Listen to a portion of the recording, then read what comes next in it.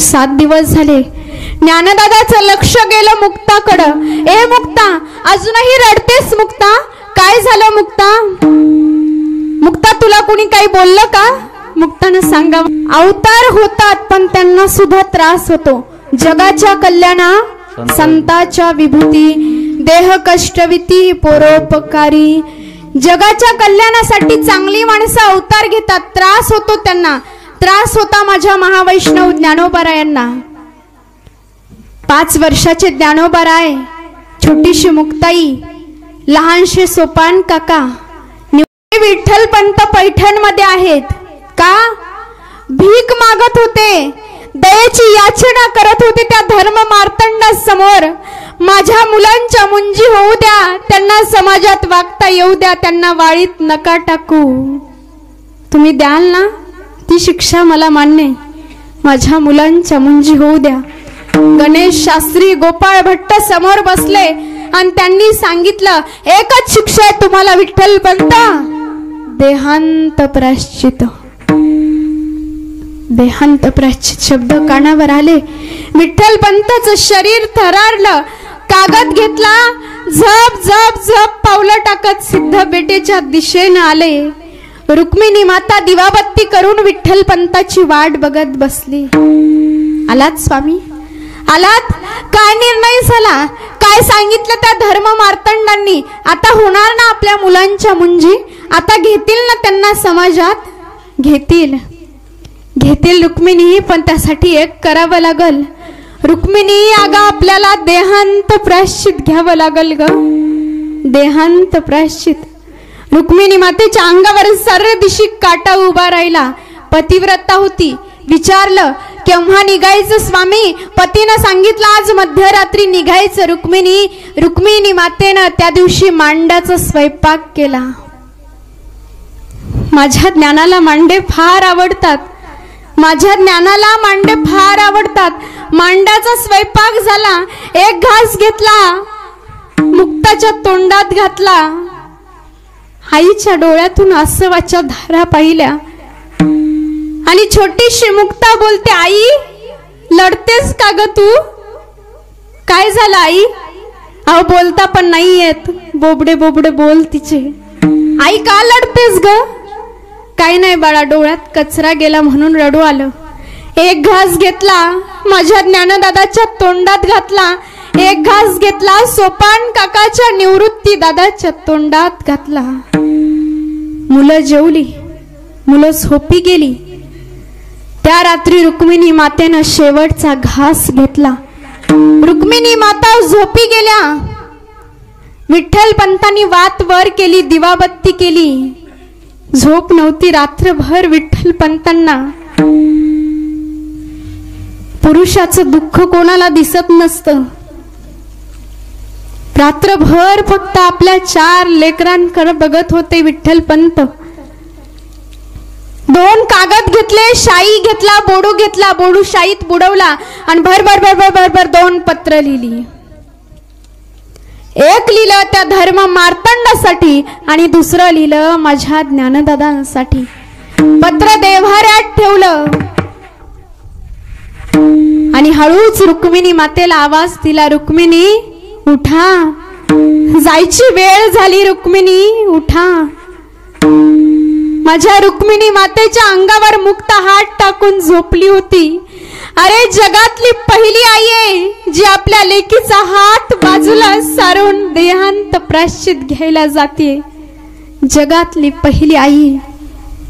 मुक्ताचा हात बाजूला केला, ताटी बाहेर पहिलं पाऊल टाकलं आणि रुक्मिणी मातेचे पाय ओढत नव्हते, वळून फक्त आपल्या 4 लेकरांकडे बघत होती रुक्मिणी माता. रुक्मिणी, नाही यायचं तर नका येऊ. जीव गुंतला ना तुमचा. मी तुमची पत्नी नाही रडते हो. या छोट्या छोट्या लेकरांची आई रडते हो. माझा ज्ञाना मोठा आहे, माझा सोपान मोठा आहे, माझा निवृत्ती मोठा आहे, पण माझी मुक्ता छोटीशी हो. तिला चोळीची गाठ पण नाही बांधता येतो. छोटीशी.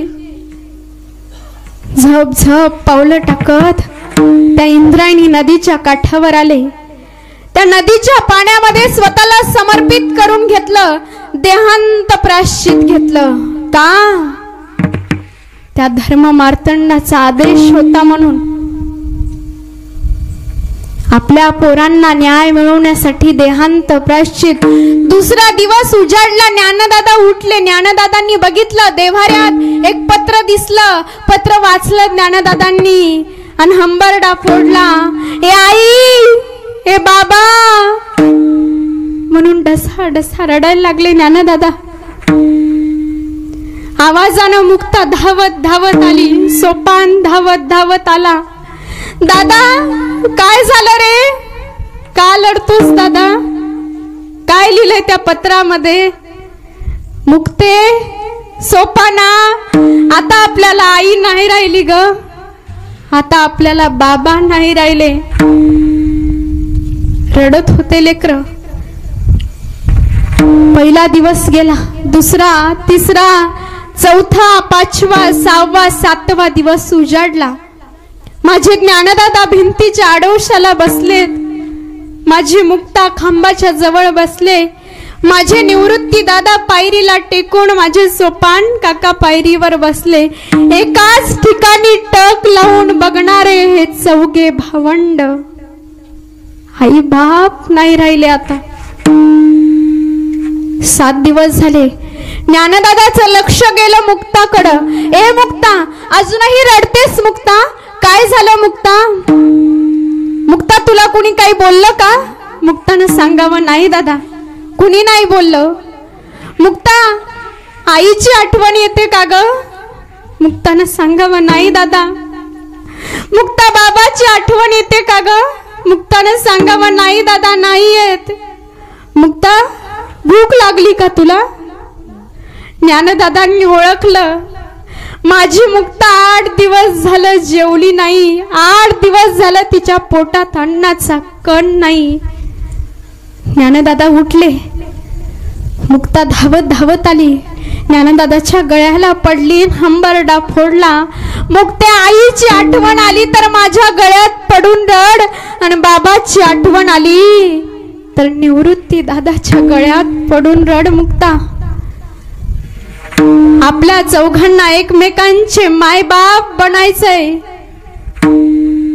ज्ञानदादा उठले, झोळी घेतली, जप जप पावलं टाकत आळंदीत आले. एका दारापुढे येऊन थांबले. माय, भिक्षा दे, भिक्षा वाढ माय, भिक्षा वाढ. दार उघडलं. आतमधून बघितलं तर काय, ए संन्यासाच्या कार्ट्या, सकाळी सकाळी आलास का रे थोबाड दाखवायला? चल, चालता होईतून. धाड दिशी दार बंद केलं. पुन्हा दुसऱ्या दारापुढं, माय, भिक्षा वाढ. पुन्हा तोच प्रसंग. पुन्हा तिसऱ्या दारापुढं. पण म्हणतात ना, कोणीच कोणाचं नसतं, तिथं कोणीतरी कोणाचं असतं. एक बाई पसाभर पीठ घेऊन आली.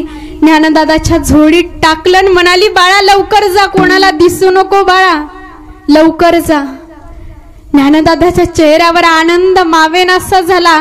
माझी मुक्ता 8 दिवस झाले जेवली नव्हती, आता तिला खायला मिळेल. झप झप पावलं टाकत निघाले.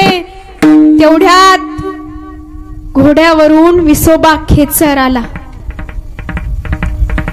विसोबा खेचरचं लक्ष गेलं ज्ञानदादाकडं. ए नान्या, हे संन्यासाच्या कार्ट्या, काय आणलंस त्या झोळीत दाखव. फार दिशी झोळी ओढून घेतली. आतमध्ये बघितलं तर काय, कोरडा शिदा. हे संन्यासाच्या कार्ट्या, चोरून आणलंस ना रे? हे चोरून आणलंस म्हणून ती झोळी खाली उधळून लावली आणि चालता झाला. कुणास ठाऊक काय मनात आलं. परत वापस आला आणि त्या सांडलेल्या पिठामध्ये स्वतःच्या पायानं माती कालवली.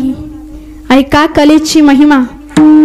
असत्यासी रिझले जना, पापादिती अनुमोदन, करती हेळन संतांचे.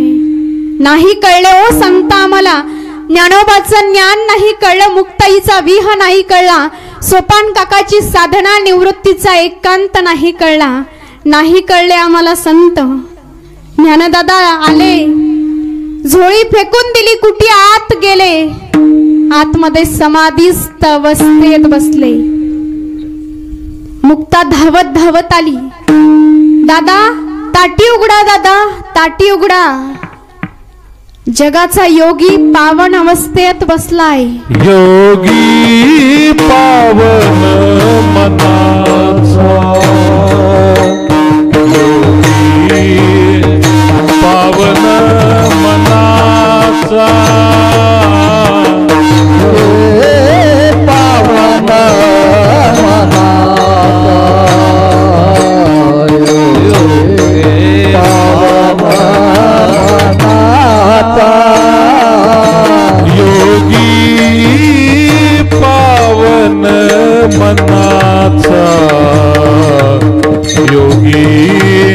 पावन मनाचा,